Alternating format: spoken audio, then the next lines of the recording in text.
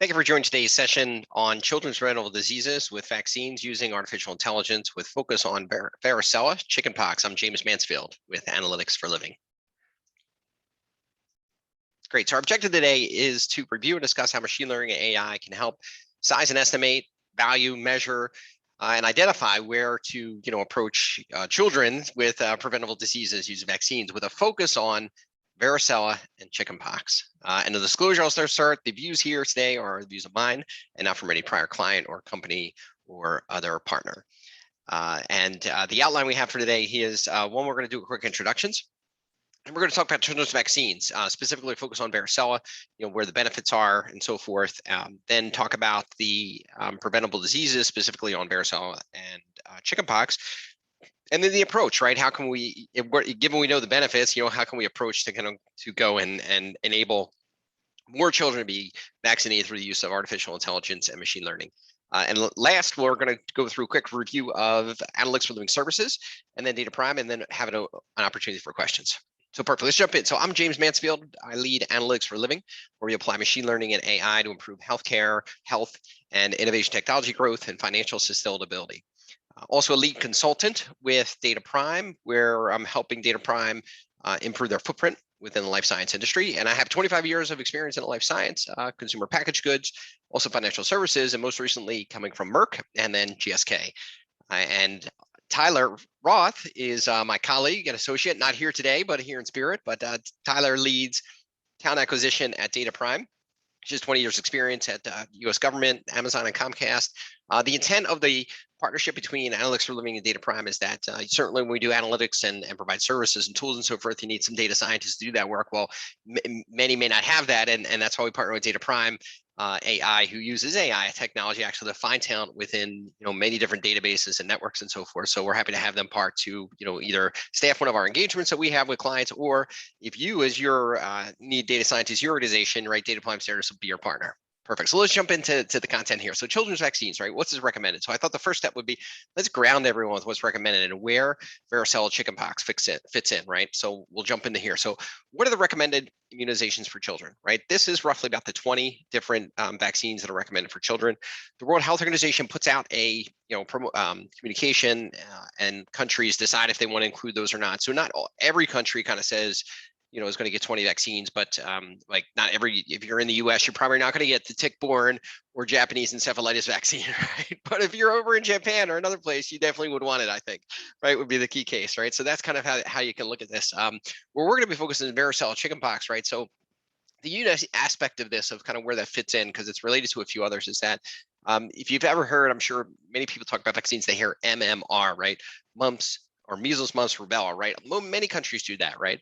In the US and maybe a few other countries too, they get MMRV, right? And the V stands for varicella, right? For chickenpox, right? So in the US, it was a big push, right? About the late 70s, 80s or whatever to kind of vaccinate everyone for chickenpox. So you don't see it as endemic in the US, but it's still in many parts of the world. And we're going to focus on one country in Latin America here when we go through this presentation to show you how big of a problem it is and what an opportunity. And also, the point I'm making here is if the kid's getting a vaccine and they're getting MMR, why not give them the same vaccine with the V in it, right? What's the difference, right? Why not do that? And I'm going to show you the health impact that can make. That's kind of the point, right, that we're trying to make here as well. Or if they're getting that, and they get the same time the other one, if there's a separate one, they have to buy it because they have a contract just to add it in, right? No big deal. So that's kind of the point, but in many cases, it's not the case. So let's ground everyone on kind of what the benefits are vaccines, right? So to prevent vaccine, or what vaccines prevent, is roughly 4 to 5 million deaths. Right, pre-COVID, 4 to 5 million deaths. Unfortunately, with COVID, there were many vaccine programs suspended, so a lot of kids today are not vaccinated. But now we're going to start into the problem statement, which is one of the problems, COVID, right? So let's talk about COVID impact, just to ground everyone on kind of children, where are they vaccinated? Because I think this is a good context to just say, okay, where does varicella fit in, and how many years of kids do we have that may not be vaccinated at all, right? Which is one of the issues that we got to address, and why not implement, vaccinate them with varicella too at the same time. So So I'm going to be the header, and then I'm going to walk you through this. So the header in this case is saying that there's roughly about 228 million. We're going to call it 200 million, just to keep it simple. 228. I'm going to get tongue-tied there. So 200 million children that are at risk for diseases such as measles right now, today, right? 200 million. Okay, and you may say, oh, that doesn't seem like a lot. There's so many billion. Well, let me tell you, it is a big problem, right? So the way they read this chart is there's children that are or under vaccinated, right? So children that are under vaccinated. What that means is children that did not get any vaccine. So you're born no vaccines, or you were born and you only got partial, right? And the reason why children may not have gotten it, the vaccine program may have disrupted, like because of COVID, right? Or could have been an earthquake, or maybe some of the shipments didn't make it, or there weren't enough, right? Or something happened, right? Monsoon, right? Those things do happen, right? And then the other point is the country is affected, right? With disrupted, and then where UNICEF, because UNICEF delivers the vaccines, pretty much helps the country set up those vaccination programs, right? That's kind of where that fits. So in 2019, and I know it sounds like this sounds like a big number, but I think everyone for years has been accepting that roughly every year is 20 million kids that don't get vaccinated, right? And they kind of try to have many programs to try to decrease that number, but net there's about 20 million kids that don't get vaccinated, right?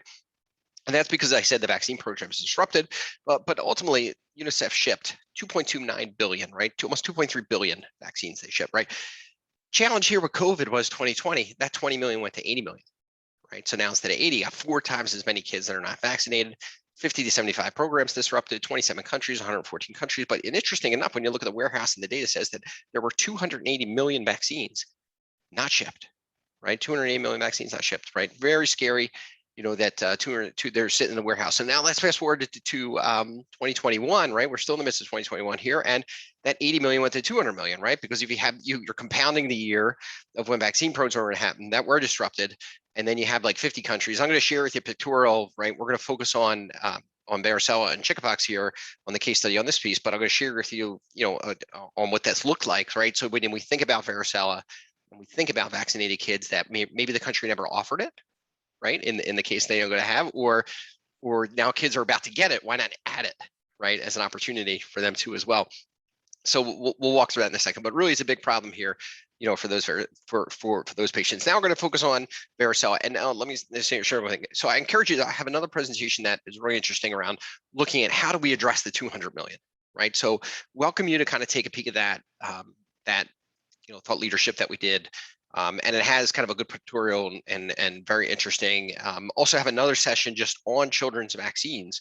We're focused only on one, right, varicella right now today, but I have another session on children's vaccines, and I encourage you to take a peek at that. But let's jump back into varicella and chickenpox, right? So chickenpox, right? Why? I'm going to go with the header first, and then I'm going to tell you about what you may or may not be aware of, right, for varicella and chickenpox in this case. So in varicella and chickenpox, right? The opportunity is to vaccinate newborn children. What I say is, when I look at the numbers, I look at it kind of every year. How many kids were born this year? How many kids were born this year and next year and so forth, right? So we're only looking at 1 year here. In 1 year, children with varicella chickenpox saves, approximately 2% of all hospitalized children, right? 2%, right? So, definitely significant in terms of that 2%, 2% of lives, right? Of hospitalized children. So that's what it saves, right? So if we think about that if, all these kids get, chickenpox is right. It's super contagious, right? So what happens at a school, everybody's going to get it, right? It's like COVID, right? Unfortunately, right? Everybody's going to get it, unfortunately. That it spreads like wildfire. Well, all those kids, right? 2% of them go get hospitalized, right? Which is scary, right?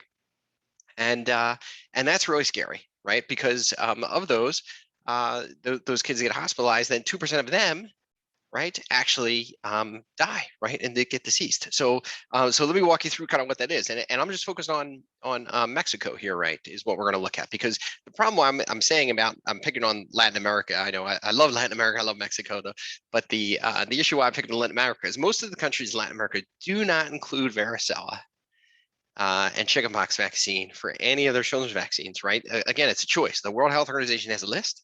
Countries say, I want these, right? That's kind of how that goes, right? So it's easy to look at a region like Latin America here, right, and say, oh my goodness, right, there's this many kids. So in Mexico in particular, just Mexico, every year is 300,000 children that get hospitalized with vaccine. And of those 300,000, 1.8%, I'll say 2% die, unfortunately, from chickenpox. And I know in the US you're saying, die from chickenpox, that can't happen. Well, it does. Let's talk about what this is, right? So varicella right? Is the virus of varicella zoster virus, right? Causes also herpes shingles, right? It affects kids 2 to 8, right? So it's not just in newborn kids, but we're suggesting, get those kids vaccinated when they're young, right? Begins like cold symptoms, right? Followed by high temperature, then you get itchy blistering rash, right? And usually it's going about 3 to 5 days, right? Mostly in the trunk of the body and so forth. But right, and some kids get no symptoms at all, right? And it's very, very contagious, right? But however, right, in some kids, it causes a lot of complications, right? Most often infants and adults and pregnant women and immunocompromised, right?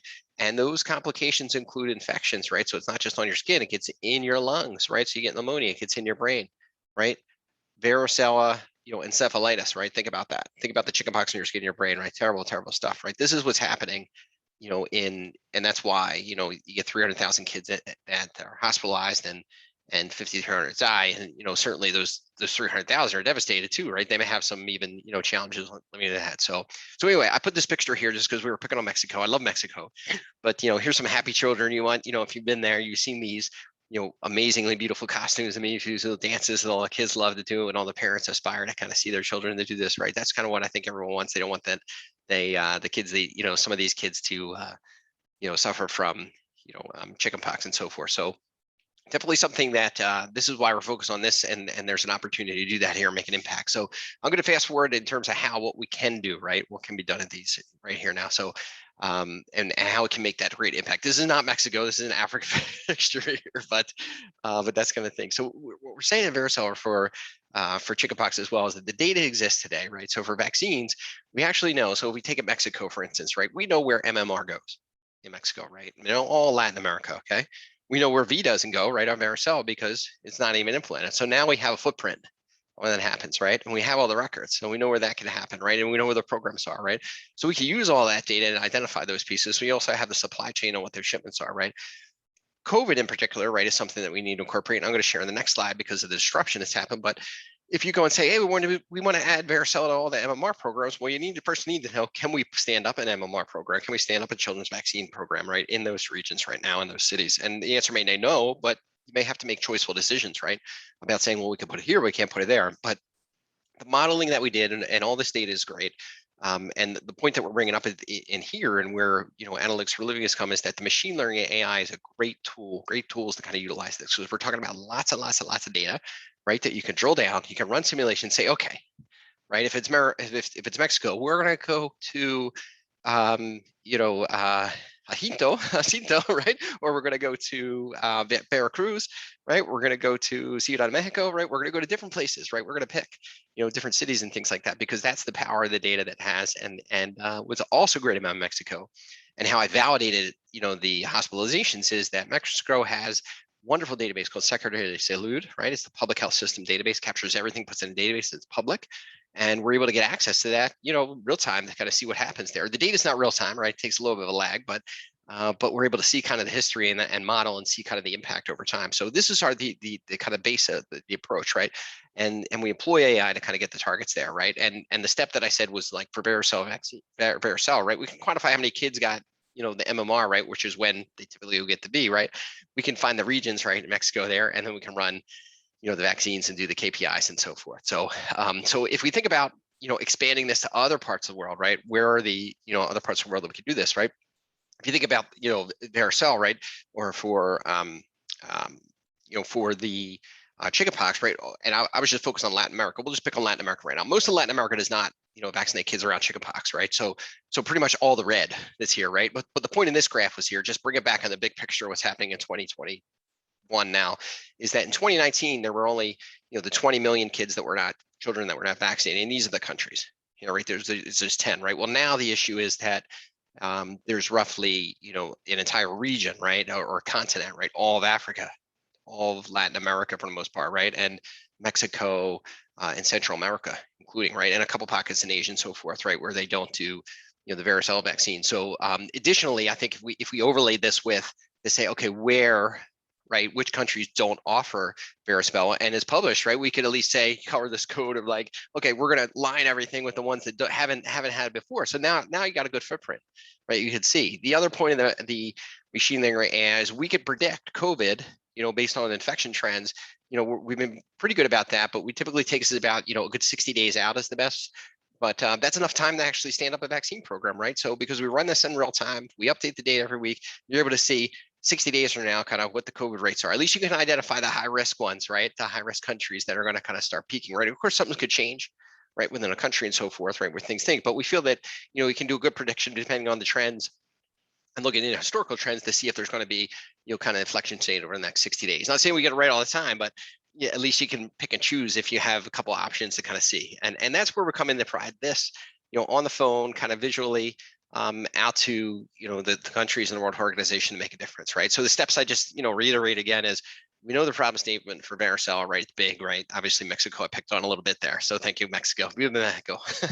And then for data and analytics, right? So vaccines for patients, supply chain, COVID, right? All those pieces, and then we can run some machine learning and AI tools, right? And patient risks and identify things that kind of get to the map, right? To say, hey, how can we make a difference in varicella, or how can we make it and save more children, right, lives, for varicella. So that's our point, right? Our recommendation is to offer this and offer this tool out to those public health organizations as well as to the government and others to kind of add this to the immunization agenda, implement those at least when there's a restart program for some of the vaccine programs, kind of implement varicella, right, vaccine and chickenpox, right, to make a difference. Engage the leading pharmaceutical companies as well, right, and also we're interested in publishing this data in a consortium so that there could be this push and pull. Like for instance, if there's a country that says no, we don't want to add varicella, right, we don't want to add varicella vaccine. Well, we can provide a map and say, hey, you're the country that's on the top of the list, right? You got to do this, right? It's a benefit. And guess what? There's a grant there that's going to pay for it, right? So I think because they already do, UNICEF already does this, right? So why not kind of offer those types of things, right, for countries and make a difference in the world? So where we come in is, and I think the next slide, yep, is Analytics for Living, right? And I'll talk about this where we help is.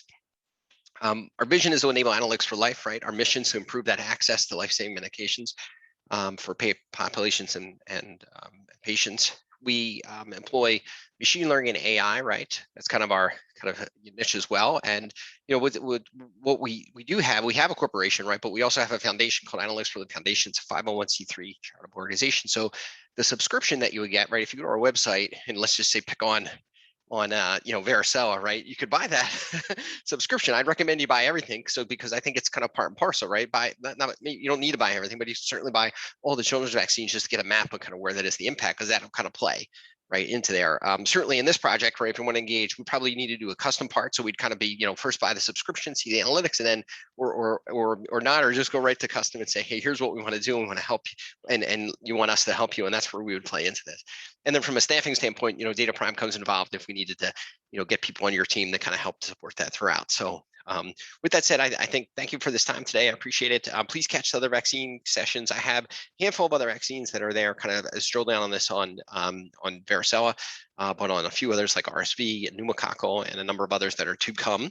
And then the children's vaccine piece. And then additionally, there's the vaccinating 200 million children, right, on vaccines. A lot of things on vaccines. But in addition to that, we do other things. So we have a mental health series on teen suicide, on PTSD, COVID and mental health, right? So definitely catch those. We have the value-based care, right? Some other content that's there that's great, and a few other things to come. So please check out the website, sign up, and subscribe, right? I think we can make a difference. So subscribe and see what all your other organizations are doing, and we'll make an impact together. Thank you.